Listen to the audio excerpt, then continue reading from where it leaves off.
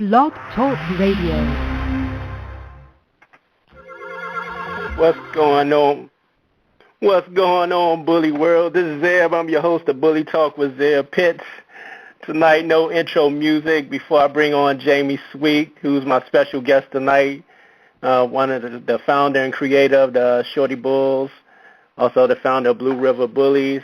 Before I bring on tonight, I just want to do a brief commentary. I just want to really reach out and say thank you to each and every one that listens in to the show each and every Sunday night.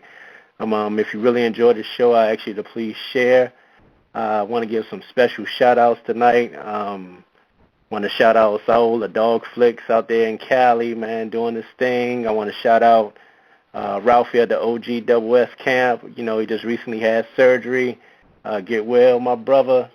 Always like listening to a show. Hopefully he'll be back on the air soon. Tune in next week. I'm bringing a special co-host guest, Micah East to West Kennels, as we interview Big Manuel Hayes, the owner of Dakzagi, one of the judges also for the USBR. Really enjoy each and every everyone's show out there in the community. Listen to Kevin Green on Mondays, FW Spielberg, the RKC 101 on Wednesdays. So, I support everybody in the bully community, man. Big ups to Willie G Films over there in the RKC community, Caesar Bully Tunnel, Bully Girl, Atomic Dog, Stacked Up, whatever magazine you got out there, and whoever doing positive things out there, man. Big shout out, man. Keep doing your thing. And I just really appreciate the love and support from the bully community. Got a lot of love over the weekend at the show up there in Jersey. Much respect. Thank you all for that. And tonight, let's go ahead and bring in my special guest tonight. And my special guest tonight is Jamie Sweet. How are you tonight? Hi, Deb. I'm good. How are you? I'm doing good. I really appreciate you coming on tonight. Sure. Thank you for having me. No problem at all. Let's get right into it. Where are you originally from? Right here in Kansas, native of Marysville, and it's a nice place to raise dogs and raise kids. It's quiet here. We're in the country. It's a good place. I was going to ask you, how's life in Kansas? Is it true with the tornadoes and everything that goes on? It is true. We're having a tornado in Kansas tonight, actually.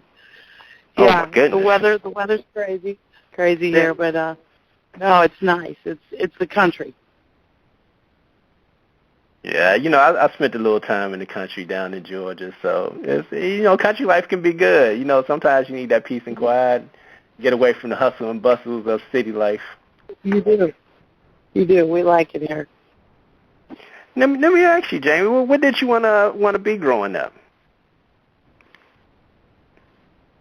What did I want to be? I was going to be a veterinarian, of course, always with dogs. That was my plan, but I didn't quite make the veterinarian status.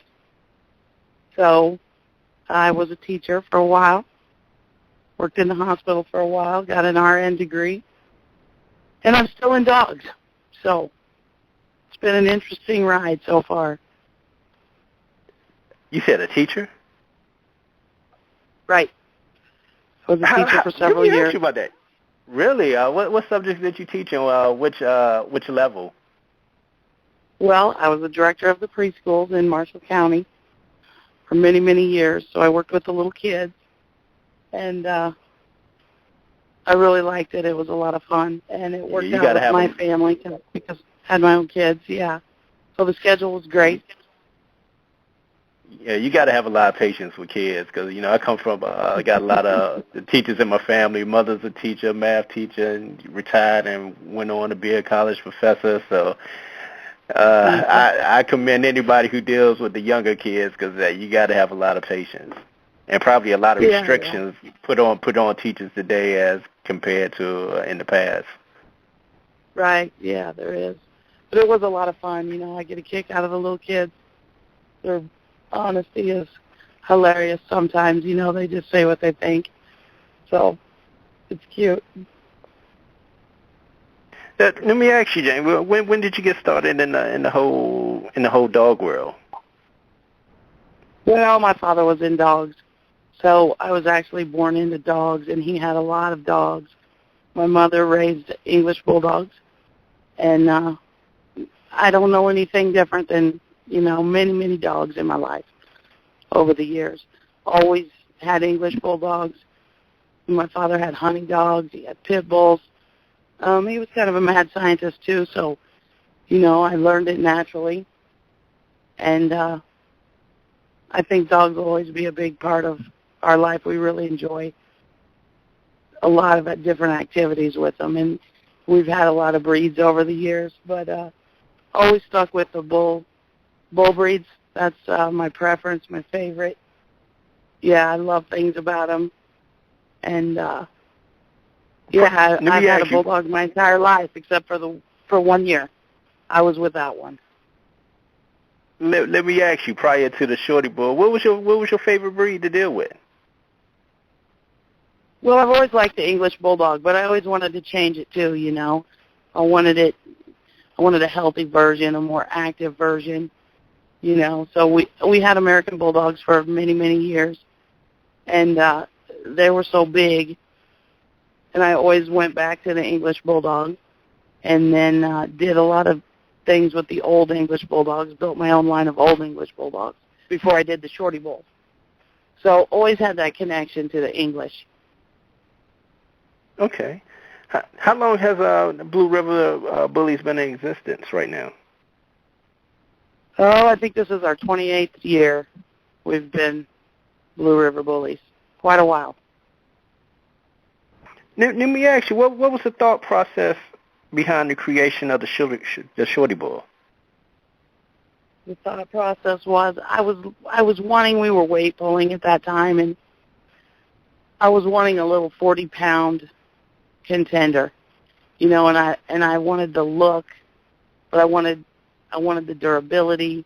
I wanted something that with some function, but I still wanted the classic bully traits and the look of it, So that's what got me started, and it just rolled on from there. It was a lot of trial and error in the beginning, and I'm always trying to perfect things, always fine-tuning, very, very critical of my own dogs, but just very, very critical eye for, correct structure with function. I want the total package. So this has just been a challenge for me to get this done, and I like the direction we're moving, but I think we'll be fine-tuning it for a long time. I think it takes many, many years to make a breed. So I call it a work in progress. What dogs were used in the process of making the Shorty bull? Well, in my line, I used the English Bulldog as my base, and I added the Staffordshire Bull Terrier, and I added the French Bulldog as well. So those were the three that I used in this process. Where did the name Shorty bull come from? The name Shorty bull came, we discussed so many names, and that was a catchy name that stuck with it. And it also describes the breed, and I think if you look at a lot of breeds of dogs, it's a description, it's something that stands out about that breed, and these were short bulldogs.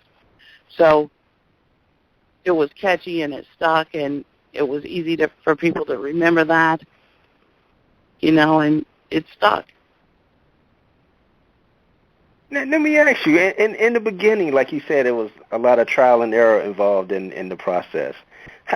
Talk about the journey in the beginning of the process when you decided let's play around with this to see if we can get a smaller, functional, working dog.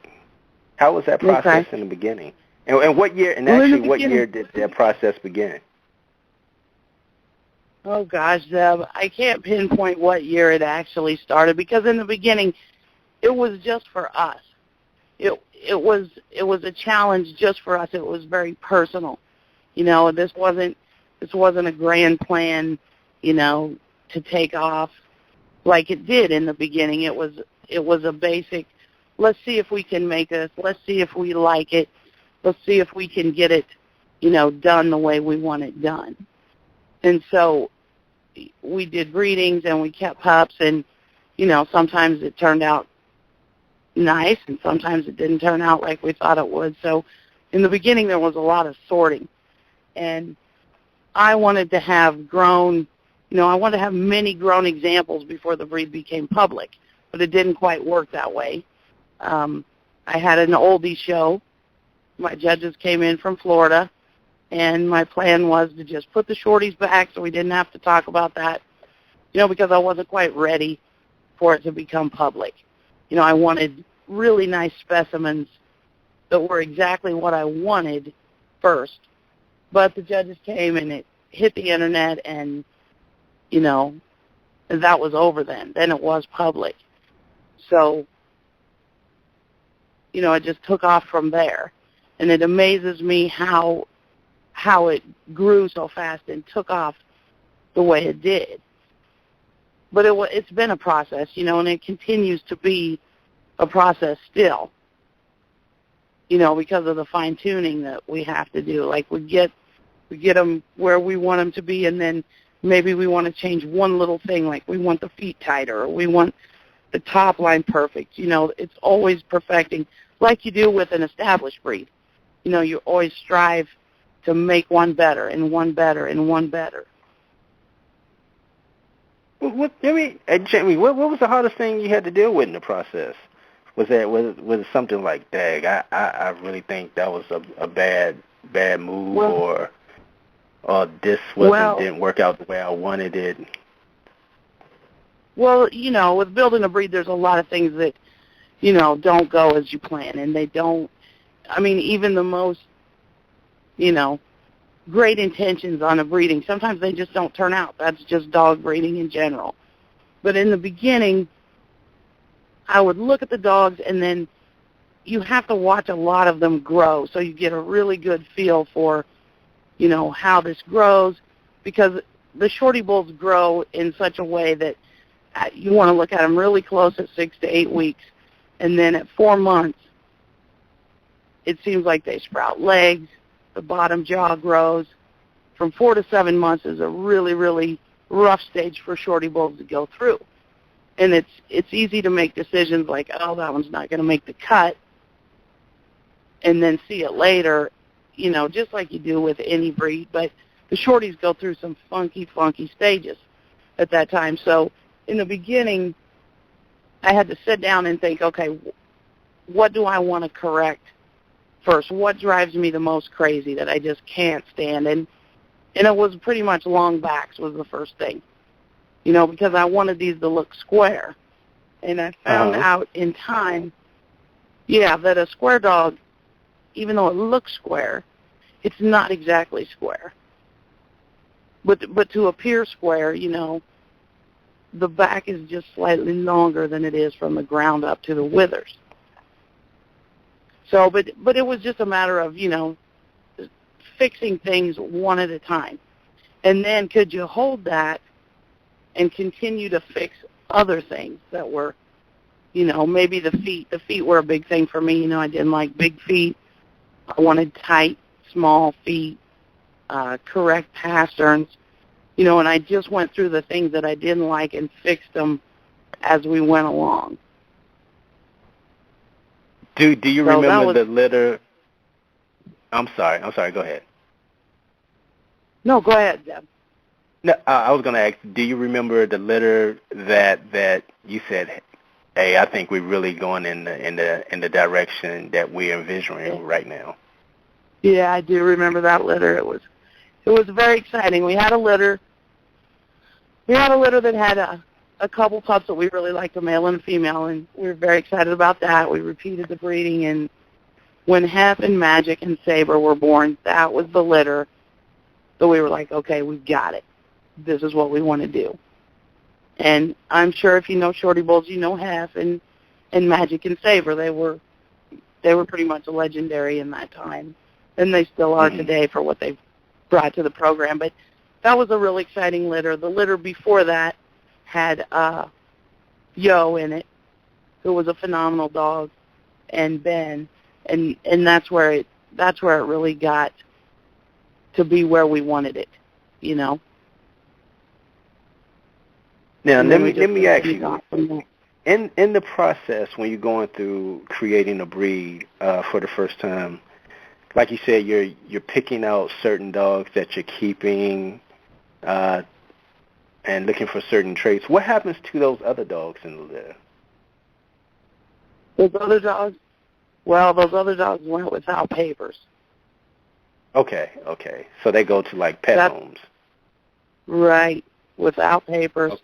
And you know, that's a process as well, but in the beginning there's a lot of dogs that have to go to pet homes, you know.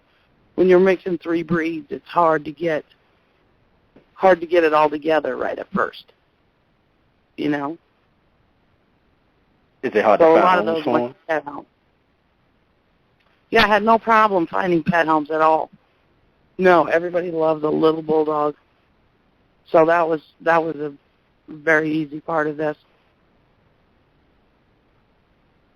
Let me ask you, because in the process, like you said, with the creation of a new breed for the first time, were there certain health issues that you discovered along the way, or certain things you had to look for and try to fix in the journey, and still fixing in the journey?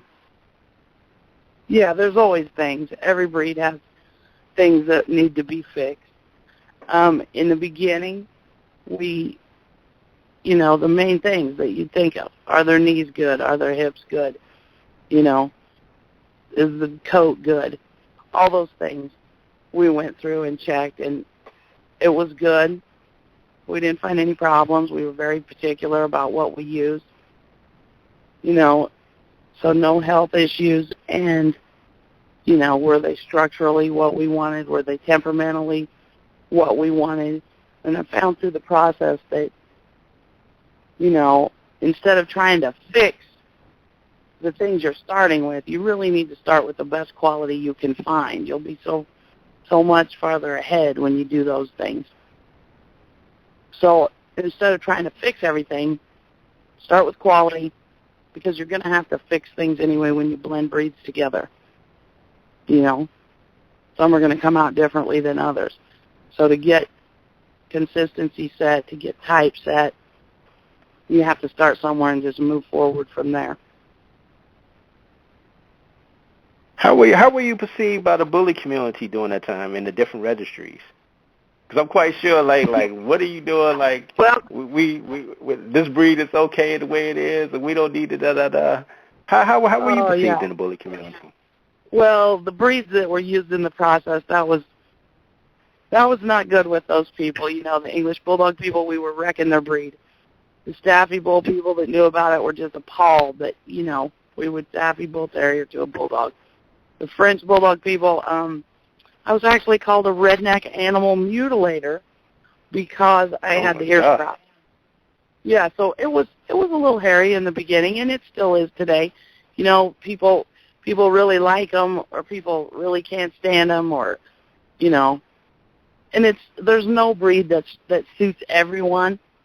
So, you know, I just take it with a grain of salt. Some people like them, some people don't, you know, and that's okay. But yeah, the beginning was tough, and you know, we got laughed at a lot. You know, like, what a little mutt, and I mean, just like any new breed is like.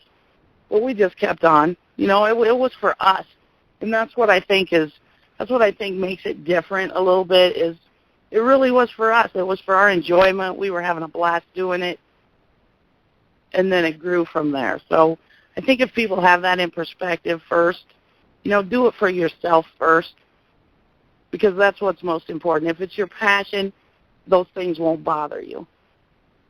So we were okay with that, you know.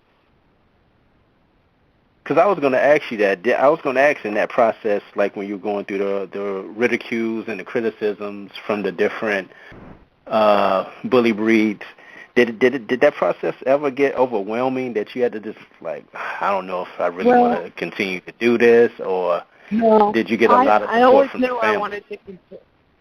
I always knew I wanted to continue, and I have the type of personality that, you know, I had to prove things. I had to prove that this little bulldog could function.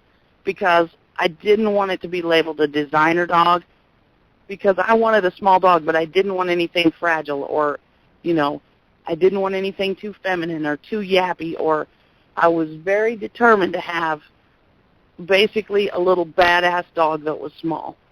And then I wanted to prove that it had function, because coming from the world I came from, function was very important, very, very important. So in the beginning, I weight pulled them. I titled them in everything I could title them in: CGCs, ASS certifications, GDTs, Iron Dog 3. Ran the 12 miles for the AD title with Moby. Just continually proving that these dogs had function. And what I've found over the years is nobody really cares about that. Some people do, but, I never want this to get confused that it's a real working breed, because it's not. It's a novelty. And it's too small to be a real working breed, but it has the right mindset, and it is a capable dog. Its ability is limited because of its size, but I think its ability is also incredible because of its size and its bully features. It can function, I'm very proud of that. But that was something that I had to prove in the beginning, and that was also the world that I came from, so that was really natural to me. I wanted to do the same things I did with the larger dogs, just on a smaller scale. And that's one thing that I think is so nice about Shorties is their size. It's so much easier to do things with a smaller dog. I'm still stuck on the fact you said you did a 12-mile. Yes, a 12-mile run. Yes, I did. Yeah, we had 2 5-minute breaks. 2 5-minute breaks. Yeah, and it was really, I'm so proud of that title. Yeah, but the little dog that has all those titles is Blue River's Moby Dick Isaacs, and he's a phenomenal little dog. Phenomenal, and I just don't feel like people ever gave Moby the respect he deserved. I know we have bully dogs, and we have show dogs, and we have all kinds of Shorty bulls doing everything, but Moby is the most titled Shorty bull in history. I don't know who will come close to it. Maybe someday someone will, but he's a phenomenal little dog. And I think he's 7 years old this year. Yeah, I think he's 7 this year. Yeah.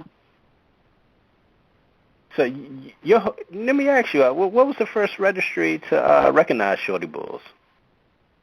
Well, when you mix breeds like this, nobody really wants you at first, because they're all kind of looking at you sideways like, you did what? And you want us to do what? So it was a necessity that we started our own. So the BBC was born out of a necessity for these Shorty bulls. And that's the original registry, and it's still going today. But that's how we got started.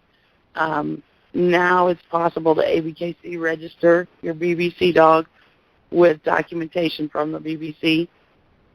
When we split up, when Amy and I split up, she started the BBCR, and that's what she does. So the BBC, the BBCR, it's kind of confusing, but 2 different registries. For Shorty. So what exactly does the BBC stand for? Bull Breed Coalition. Bull Breed, okay. Mhm.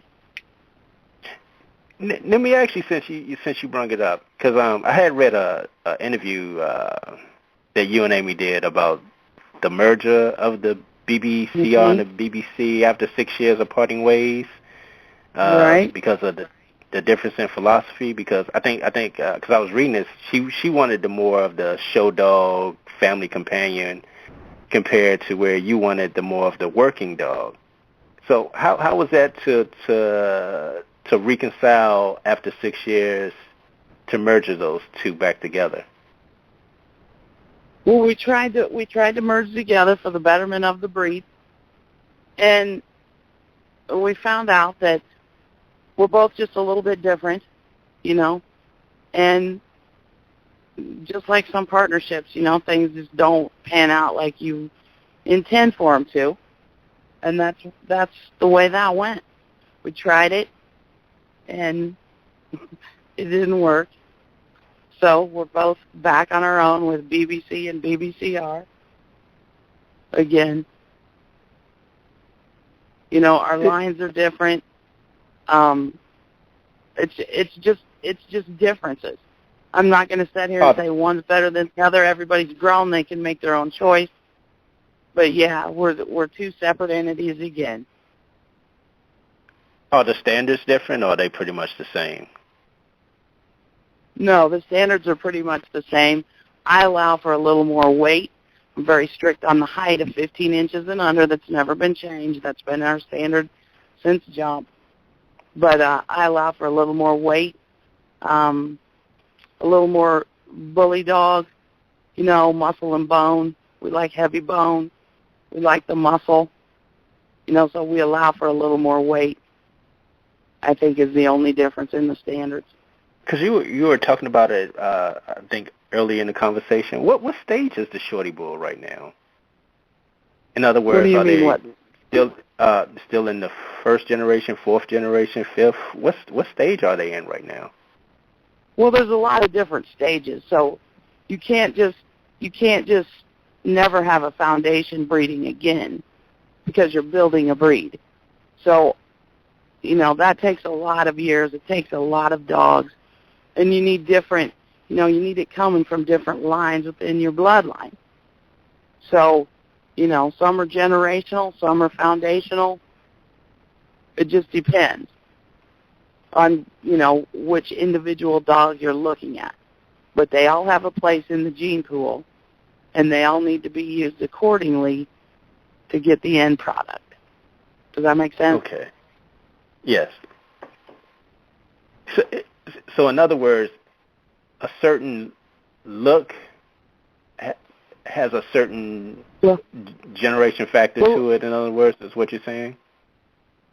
What I'm saying is breed type is important. Breed type is what defines the breeds. Breed type is what makes a Shorty Bull, an American Bully, an American Bully. And so I watch with the oldies, I watch people get lost in generations instead of looking at breed type. And it seems like you can lose type so fast. I mean, it doesn't seem like it's true. You can lose type so fast. To me, type is that's the main thing for me, type. Not generations, type. What does it matter if we're 7 generations deep if it doesn't look like a Shorty Bull anymore?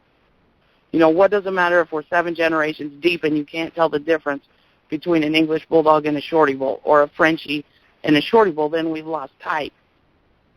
So then we're not distinguished anymore. Okay. So breed type to me is super important. Super important. Because I was going to ask, because what gene is the strongest when it comes to the Shorty Bull, in your opinion? Well, that's individual. I mean, you know, that's just a part of breeding like anything. You know, I mean, look at any established breeds.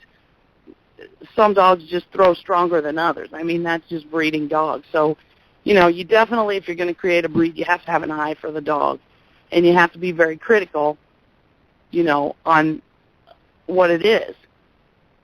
You know, so a little bit of Staffy Bull Terrier goes a long way. You know, and I found through breeding that I was so concerned with drive. I've had them too drivey before for most people. You know, and you have to be able to determine that at a young age, you know, so you can match puppies up with the right people. Some people love drive. Some people can't handle drive, even though it's just a little Shorty Bull. You know, personally, I like the drive of the dogs, but it's not for everybody. So to get the right drive in the right look, that's the struggle that we always face, and that's what takes so many years to build a breed.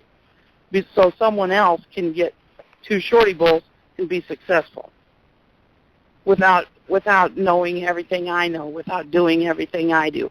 That's when I feel a breed's a breed. You know, when somebody can buy 2 Shorty Bulls and make more Shorty Bulls and keep the type and keep the temperament. So I don't know if you can put an amount of years on that. I think it takes many. That's a good point. So I'm gonna ask you, what programs are recognized by you for breeding Shorty bulls? What do you mean by that?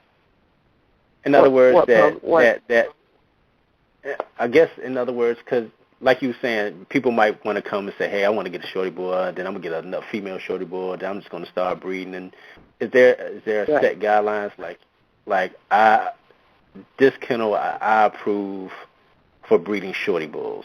This kennel I don't recognize, but they can do it. I look at it like this. Everybody's an adult spending their own money.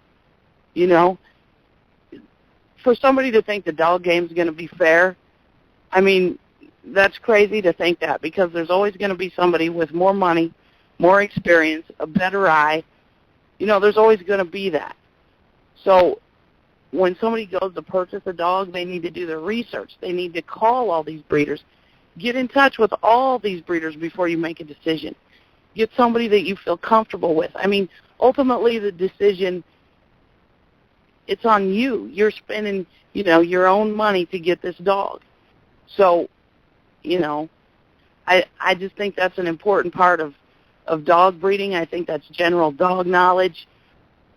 You know, no one can expect everything perfect all the time. I mean, it's up to you to learn and to know what you want and to stay with what you want and to be comfortable with the decision you make.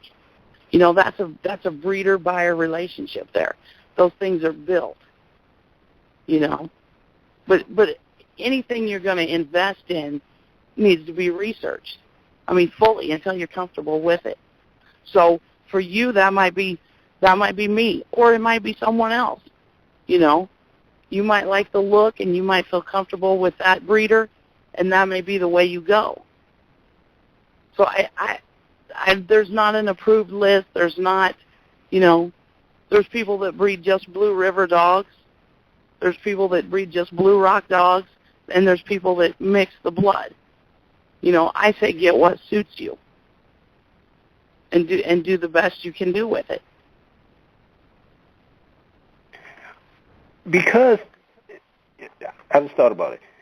Because of the fact that you are the creator of the Shorty bulls, they eventually to get their paperwork, they're going to have to go through you anyway, correct? Right. So have there been times where you looked over paperwork and was like, no, this is not going to work? No, because the paperwork comes from me first. You know? Okay. It comes through me first. So, you know, once it's a paper dog, it's a paper dog. You know, so I can't retract papers, you know, for that sort of thing. Like, oh, this dog doesn't make the cut, so we're just pulling your papers. No. I mean, that decision's made. Now, because you get papers doesn't mean that in no regard to the quality, you know. Is that what you were asking me? Yes. Yeah, although we try to have everything top-notch, you know, it's dog breeding and it's the creation of a breed. So, you know, that's where I say your experience, your eye for a dog, knowing what you're purchasing, you know, getting those pictures, looking at the dog, that's all important. Yeah, because I was going to ask, because are you concerned about people paper hanging in instances sometimes? Paper hanging's gone on since the beginning of time. Since the beginning of time, yeah. I don't see it stopping anytime soon. You know, I can't control that. I can't control what everybody does. I can't control if somebody wants to paper hang a Shorty bull as another breed. I have no control over that. Do I like it? No, I don't like it. You know, but it goes on in every breed, and it's part of it. You know, I don't know exactly how to stop that, but with me putting the papers out in the beginning, you know, it has to come from a paper dog.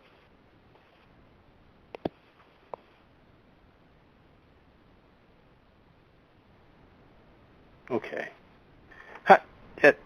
Can I ask, how did your relationship come about with the ABKC? How did my relationship come about with the ABKC? Well, in the beginning, I was very concerned that, if you just showed up to enough shows, you could be a champion. That was a very big concern of mine because the shows were so spread apart. There was not a huge population of Shorty Bulls, so I was afraid that mediocrity would get promoted to championship, and where would that leave a new breed? So that was a big concern of mine. But I found that my people the bought dogs and knew of the ABKC, they wanted to show so badly. And it was a rough start, but we got in there. And there's people that like to show and just love it and do well. And so I think it's a great venue to show in. We do have BBC shows. That's the largest attendance of Shorty Bulls. If you want to see the largest attendance of Shorty Bulls, it's definitely a BBC show. But yeah, it was a rough start, but we got in there, and I think we're moving right along. It was hard. It was hard to educate judges. It was hard to have our breed judged like another breed. You can't judge Shorties like American Bullies. You can't judge Shorties like French Bulldogs. They're their own breed. So education was rough at first. It's become way, way, way better with time, and I think it will just continue to get better the more dogs we see in the ring. It's only now that we're seeing a decent number of dogs in a certain age group. But that all takes time, and that's something we can't beat, time. It just takes time for this population to grow and for people to keep supporting the shows. So we do have good competition there. That's interesting. Was that a fight to get your vision of what the Shorty Bull is out to the judges? Like, this is what the standards are. So you look for this in the Shorty Bull. You look for that in the Shorty Bull. They walk like this. Right. Yeah. It was difficult. It was difficult to get it across. The thing was, not everybody's a Shorty Bull lover. So sometimes it's hard for judges to switch breeds or to look at other breeds, and that's kind of hard sometimes. And then, it's just a process that takes time. But like I say, we've grown so much, and we see so many more dogs at shows. I think it's just going to continue to get better. How do you feel about the whole exotic breed and that whole movement? The exotic breed, well, I think if they might have done things a little bit differently. It might be in a different place right now. Like I said in the beginning of the conversation, when you do those things for yourself first, and it's important to you first before it's, public, it's hard to control something like that. It's hard to unify people. It's hard to get people on the same page. So, I think we'll see the same issues. We'll see good breeders rise to the top. We'll see where people are with what they want. Some people don't mind faults. A lot of people that are doing exotics, they want this bully dog. They don't want the fault. So we're going to see a lot of changes with exotics. Are you involved with that? Are you directly involved some way with that process as far as writing the standards for it, or are you completely separate from that as far as doing? No, I'm not completely separated from anything, but I mean, I'm here to help if I can help. I know a lot of people that are breeding the exotics, and I wish them well. I hope they get what they want. I just see a lot of work in the process. It'll be a few years before it's consistent. It would be good, like I said, if people could unify and get on the same page, come together on a standard. And I'm not, I'm not super involved, so maybe that's happened and I don't know about it. But that's going to be one of the first steps that needs to happen is people agreeing to breed to one standard and shooting for that goal. You've been around the country judging. You've seen the movement right now in these dogs. Do you feel Shorty? So you look at a certain dog like, I think they might have used my Shorty bulls in this movement. Oh gosh, yeah. You can see that all day. I mean, when you've done this, I mean, you know certain traits when you see them. Yeah. What worries me is what's going to happen in 5 years when the lines are blurred. Then where will we be? Where will we be when we can't tell the difference between an American bully, an English, a Shorty? You know, where will that leave all of us? I'm concerned about that. Yes, I am. So where do you see the direction of the Shorty bull in the next 5 years, with the concerns that you see right now? In the next 5 years?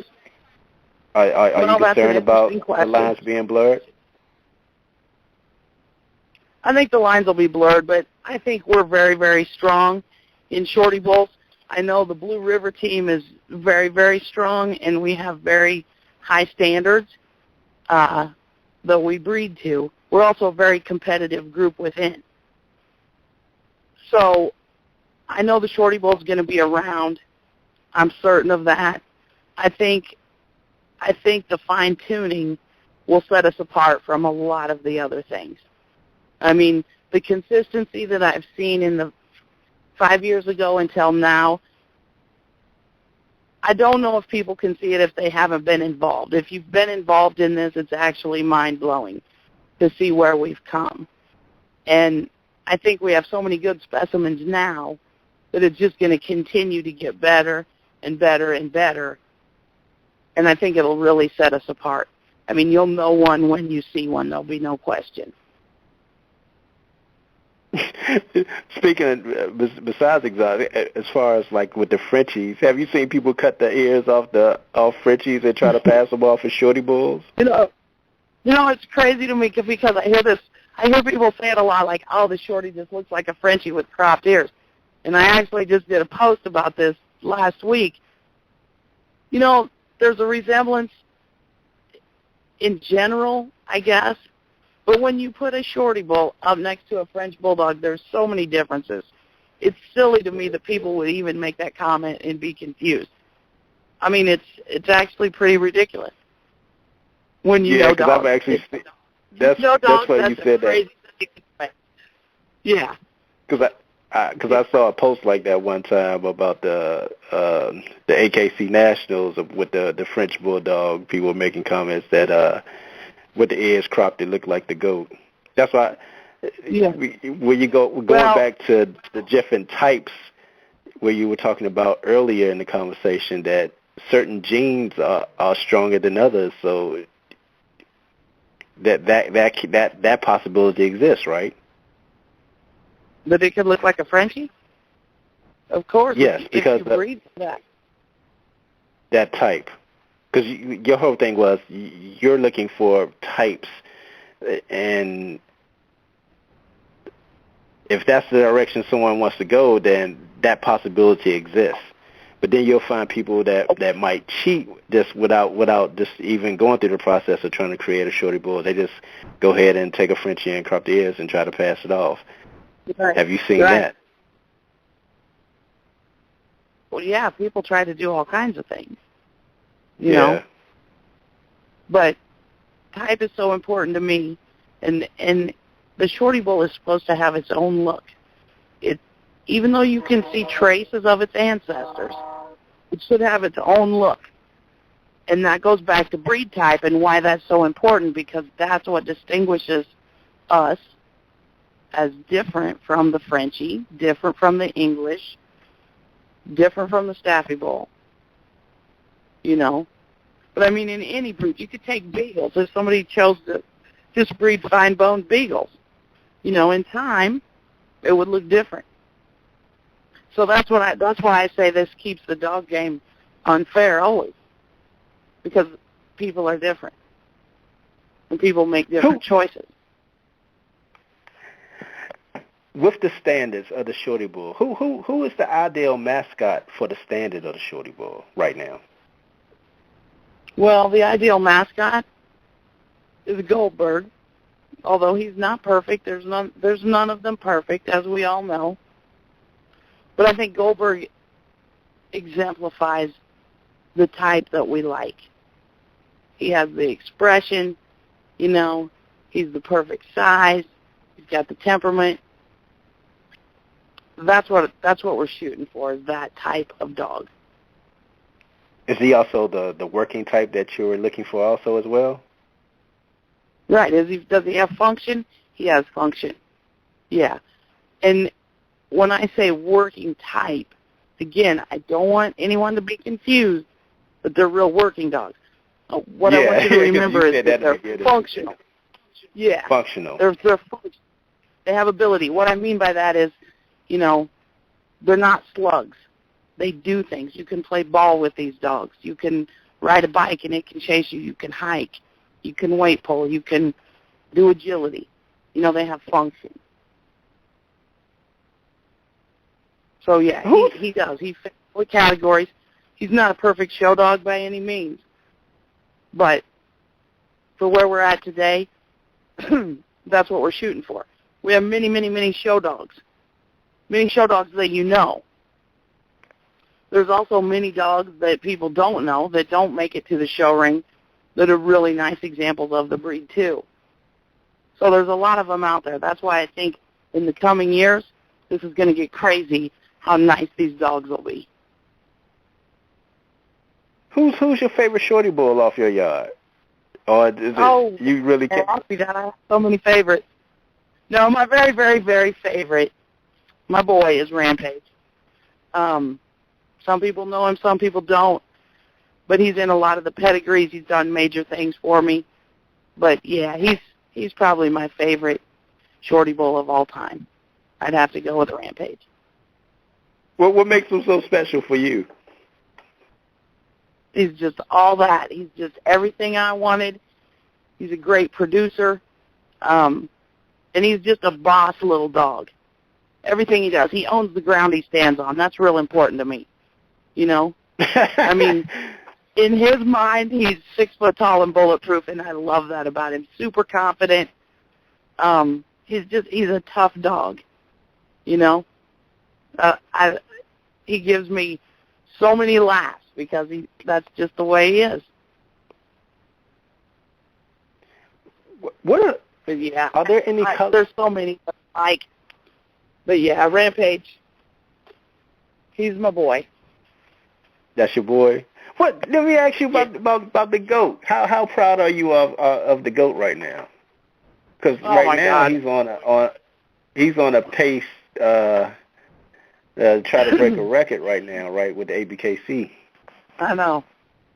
The goat is a phenomenal little dog. I know there's a lot of people that love him. I know there's a lot of people that hate him. But for all those people that hate the goat, I just don't know why they would hate that dog. You know, when you see him do his thing, he's a phenomenal, phenomenal dog. You know, not only his movement. I hear that a lot. Oh, his movement. His movement's beautiful. But he's beautiful. That is a show dog. You know? He knows what he's doing in that ring. He's beautiful to look at. He's not flawed up. I am very, very, very proud of the goat. I'm so proud of the goat. Yeah. Every time he wins, I love to see it, you know? I know there's a lot of people that want to beat that dog. I welcome the dog that can get it done, you know? Because when you really break the dog down, that's a phenomenal specimen right there, all the way around. Has he been involved with any of the shows in the BBC? He came when we merged. The goat came to our show. When I merged with the BBCR, he came and he won that. So he won under both founders. I think that's very notable. But he hasn't been to a BBC show, huh? But I'm sure he do well. In your opinion, how important is the GOAT success in the movement of the Shorty Bulls, because with every win, it seems, and even before him winning, it's been a strong popularity with the Shorty Bulls within the last couple of years. Right. Why do you think that is? Well, I'll tell you why that is. The GOAT and the man who has the GOAT was not an accident, you know. I don't know how well you know Bully, but he's very, very, very picky. Very, very picky about what he's getting. He knows dogs. He shows dogs. It was a very important, you know, that he waited for the right dog. We had a plan to do this, you know. And what Bully's done for the Shorty Bulls has been phenomenal. You know, I don't know if they'd be where they are today without all that. I mean, that was a huge movement. And, you know, he headed it up. He's everywhere all the time. If Chris is there, you know he's there. Opinionated. He knows what he's talking about. So it was great, you know. There's some things that I'm really great at and some things I'm not.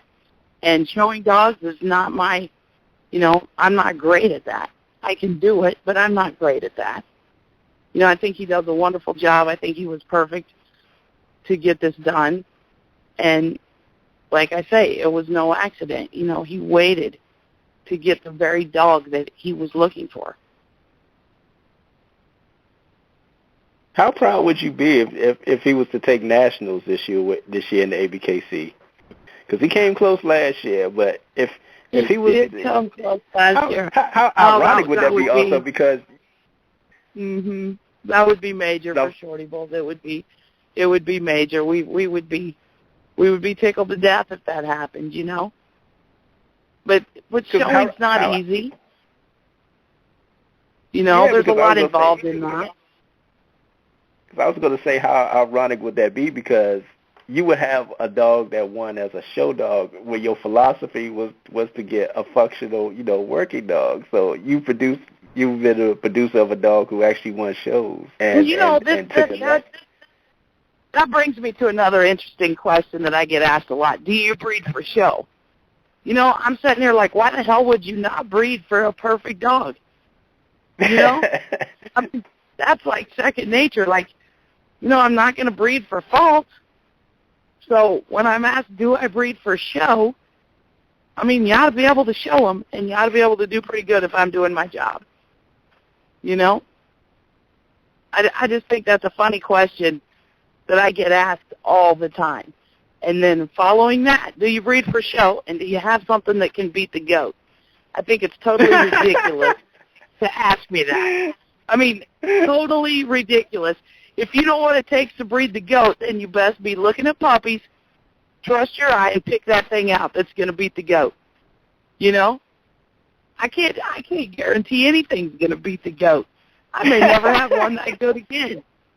You know? But, I mean, people need to get it straight and figure out that's on them. You know, how good are you? Pick a puppy out and beat the GOAT. I think that's a wonderful challenge. So you get those type of calls? Yeah, all the time. Uh-huh. Oh, wow. Yeah. Do you breed for show? Do you have something that can beat the GOAT? Yeah. Oh, man. Oh, I knew it was something I was going to ask. What are colors that are not allowed in Shorty Bulls right now? Well, we don't allow Merle. No black and tan. And I'm sure your next question is, do you have blue? It's a possibility. I have not seen a true blue Shorty Bull. Is it possible? Yes, it's possible, but not probable. And, you know, colors are a wonderful thing. The thing about colors is you can't forget the rest of it. You know, if it's icing on the cake, beautiful. But so many times people get caught up in that color, and where goes breed type and where goes structure. Yeah, that sometimes that most of the time that goes out the window for color. So I'm not hung up on that. Is there a particular reason why you say not black and tan? Is there something that comes along with that? There when you is say something no? that comes along with that. For anybody that knows me well, they already know the answer to this question. Black and tan is not an original bulldog color. You know, it's in my base is the English bulldog. So I'm looking at reds, I'm looking at brindles, you know, that sort of thing. Black and tan, do we see it now? We do, but it was added in. It's new, and it's not a direction I want to go with this. I want to keep it, you know, as original as we can. And like I said, the English bulldog is my base. So, you know, I hope we don't see black and tan Shorty bulls ever. Okay. Yeah, I just wanted to ask about that. Speaking of the English bulldogs, you're also a judge overseas, correct? Right. How did you get involved with that whole process of judging overseas? And I guess this is a two-part question. First, how did you get involved with the process of judging overseas, one? And number two, how are the Shorty bulls perceived over there in other countries? The Shorty bulls, they're such a novelty over there, you know, and there's a lot of people that have purchased dogs from me in other countries, but I was known for my other dogs before Shorty bulls. You know, and a lot of people that have had other breeds that I've been involved with kind of naturally followed the Shorty bulls, and they took off in other countries as well. But the judging was more stemmed from my American Bulldog history more than anything. And then, you know, when you sold a lot of dogs overseas and kept in contact with people and coach people, and they know you and they know your reputation, and you know, it just kind of all goes along with that. So that's how it started, and it's really neat to see the Shorty bulls involved and people involved from other countries, and it's quite an experience to be able to go and judge in another country. It's, you know, I will say the dogs are probably the ones that got me my passport. Without doing what I've done in dogs, I probably wouldn't have that right now. You know, I probably wouldn't have visited the countries I've been able to visit, and, you know, it's brought a lot to my life. And I do have to thank the dogs for that, and the people involved and the relationships built over the years. You know, that's one thing I think is so important is, you know, you have to believe in your product. You have to be accountable for your product, you know, and those relationships are important. You have to answer questions. You know, if you believe in something, you believe in it. And so those things come naturally to you, and you're proud of it. And, you know, if there's problems, you want to know, and you want to help take care of whatever issue it has because of your pride in your product. You know, and I'm proud of Shorty bulls. I'm very proud, and I just see a huge future for everybody involved, and I think there's room for everybody. And, you know, I want to see others be successful in this. And I think that's one thing that's helped Shorty bulls take off is that attitude that I've had, that it's not just me. It's not one person that makes a breed. It's a community. You know, it takes all of us. You know, granted, we all need to be on the same page and, you know, striving for the same goal, but it takes all of us to make a breed. One person, you know, just couldn't do it. They couldn't see it happen in their lifetime. So all the involvement in the other countries being involved, along with everybody here in the U.S. that's involved, we need all of that to make this go. I meant to ask, what countries have you sent Shorty bulls to? Oh gosh, that's a long way. And what country surprised you the most? Like, I can't believe they actually asked for a Shorty bull. I'd say Japan was probably the most surprising one. And just in different ways, you know. And I remember when I sent my first dog overseas, I thought, wow, that is, you know, that's a notable mark on the timeline now. I've sent a dog overseas, and it grows over there like crazy too, when they're seen and when they're brought out. And then, I mean, it kind of snowballs. And, you know, a lot of them want to come to the source and get started. And now there's kennels in other countries that are started and that are going. And so, you know, it's just becoming worldwide. But yeah, I've sent dogs to a lot of countries. Some of them are more difficult than others to get the dogs in. Ear cropping has been an issue for some because it's illegal in a lot of countries. And so we had to make an amendment to the standard for that, you know. But yeah, with countries come other little things that maybe we don't have to deal with here in the USA. A lot of the countries can't have, it's so different from the U.S., they can't have a lot of dogs. You know, they have a small area, so they want top quality dogs because maybe they can only have two. So it's, you know, it's just a little bit different than it is here. And then when I went over there, when I've gone to these countries and see the differences in how we do things, it's just made me a more well-rounded person, you know, in the dogs. Because I always wanted to ask, how important is it to send people your best? Because it seems like you put a lot of good dogs in people's hands, not just any dog. I mean, very good dogs in people's hands. Right. How important is that to you? Because you find people that say they want to keep their best. You seem to want to give out your best.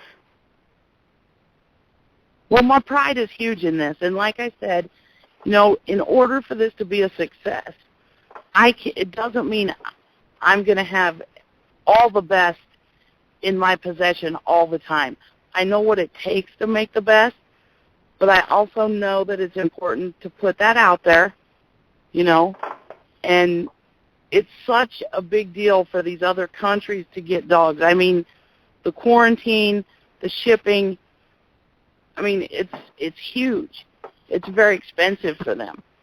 And I am proud of this breed, so I want to spread the best, you know, all over so we have more of it all over. You know, but like I said, it can't just be me having all the best all the time. I have to share that to make this work. So when people invest from other countries, it's major for them. You know, they have to trust me first. You know, they have to send money here to buy this dog. We have to ship it, you know. And shipping can be a nightmare overseas. I mean, a lot of times it's just easier to get the ticket and fly with the dog and personally deliver the dog. But, so no, I think quality has to get out there. Is health testing a part of your program? Health testing is a part of the program. Luckily, we haven't seen a lot of major issues with Shorty bulls. We see an occasional C-section. But otherwise, you know, they're pretty good. We found out recently that because of the breeds used, they can carry hereditary cataract. That causes mayhem when people talk about that publicly, but it is something that we need to take into consideration. You know, there's a lot of breeds with HC. Of course, all the breeds we used can have HC. So, you know, there's a test you can do for that to see if they genetically carry it. In all these years, we've had, that I know of, one blind dog. But there's an issue. There's always something with every breed. Whether you talk about it or not, that's another issue. But there's always something, and I believe in hitting things head on. You know, I had no idea this existed, you know, so it was news to me. We found out about 2 years ago, maybe a year ago. You know, a lot of people are doing the test. Is it something to panic about? I don't think so. You know, it doesn't cause me to panic. But I know people who haven't had a lot of dogs. You know, it doesn't matter what we're talking about. There's a lot of things. I'm sure we could find more things if we did more testing, you know. How far do people want to dig? But I'm sure that's what you were getting at. So I hit that on the head for you. Let me, yeah, because I guess the reason for that, because I was going to ask, in your opinion, because with the big controversy with exotics and the ABKC, do you think they'll eventually be accepted by the ABKC in your opinion? Since you're working with the ABKC with your movement, do you think that? I have no idea. I have no say about that. Yeah, that's not a question for me. I don't know how that'll work. I can't say either way on that. Oh, okay. So what's up next for you and Blue River Bullies? Do you plan to continue with the direction? Do you see yourself tweaking a little more with the breed, or you like the direction you're going right now as far as what you're seeing with? In other words, if you close your eyes, what would be your ideal Shorty bull within the next, I guess, 5 years or so? Well, I like the direction we're going. Again, the direction we're going hasn't ever changed. I want a total package dog. I want perfection that I'll probably never see. But, I would like to get a dog that's structurally built correctly, that moves correctly with the right temperament, and then I'd like to produce that over and over and over and over. That's always been the goal, and that'll continue to be the goal. And I'll just work towards that. I mean, I haven't wavered from that. I don't see me doing that. It's just a continual process. But, I don't think it's 5 years and it's a breed. I think that's lifelong. So I always intended to, keep this going in this direction. And I think it'll be easier with the more kennels we see, that produce quality and that have an eye for quality. I think it'll just continue to grow and grow and grow. We've seen these little growth spurts before, and I think we'll continue to see them. But like I said, I think in the next 5 years we're going to see a lot of phenomenal Shorty bulls coming out. I've seen quite a few phenomenal Shorty bulls, and I really appreciate you coming on, explaining more about the Shorty bulls and more about the history of the Shorty bulls, the characteristics of the Shorty bulls, your thoughts about it. I really appreciate you coming on tonight. You bet. Thanks for having me, Deb. Thank you so much. It's nice to have this forum. I appreciate it. Any last words you want to, for people to know about you, Blue Rivers? No, just keep it going. Long live the Shorty bulls. Keep it moving. You hear it. That's Jamie Sweet, ladies and gentlemen, of Blue River Bullies. I want to thank her for coming on tonight. Thank you so much. You're welcome. Have a good night. You too. Good night. Good night. That was Jamie Sweet, ladies and gentlemen. I hope you got a chance to get an insight on the whole Shorty Bull movement, her thoughts on where the breed is headed. I really want everyone to tune in next week. My man Mike, East to West, co-hosted with me, man. We're gonna chop it up with Manuel Hayes, owner of Daxagi. It's going to be fun chopping up, man. You're going to learn a lot, man. Manuel's been in the game for a long, long time and going to really learn a lot next week. Also, I want to shout out, man, to the whole exotic movement that I met up at the Jersey show, man. They showed your boy a lot of love, man. Smash Mouth Bullies, that whole crew over there. New Jersey head busters, that whole local bullies. Always my man, Big Dog Sauce and his family, the whole WBA showed your boy love up there. I don't want to forget anybody. HD Bullies, man. You got who else was up there, man? That showed your boy love, man. Man, if I'm forgetting, man, I'm sorry. I was doing this on a whim, man, but yeah, I got a lot of love up there, man. I really appreciate it, man. Um, who else? Oh, this. I just want to thank each and every one tuning in. Tune in next week. And we're gonna keep this. If you like the show, share. Also, after the show is over, tune in. I got show footage, the first part from that Jersey show, man. I'm about to pop it up on YouTube right now. I call it the Exotic Takeover, man. That's the first part. Second part is the WBA Takeover. So, man, tune in for those two videos, man. The first one about to come out as soon as I get off the air, man. So tune in and check it out on YouTube and share if you like, man. I'm going to have the pictures up tomorrow. But that's how your boy do. You know how I roll through it, man. Show yesterday, video of the day, pictures tomorrow. That's what I do, man. And I appreciate everyone tuning in. We're going to go out on a positive note as we always do on Sunday night. Thank you all for tuning in. God bless.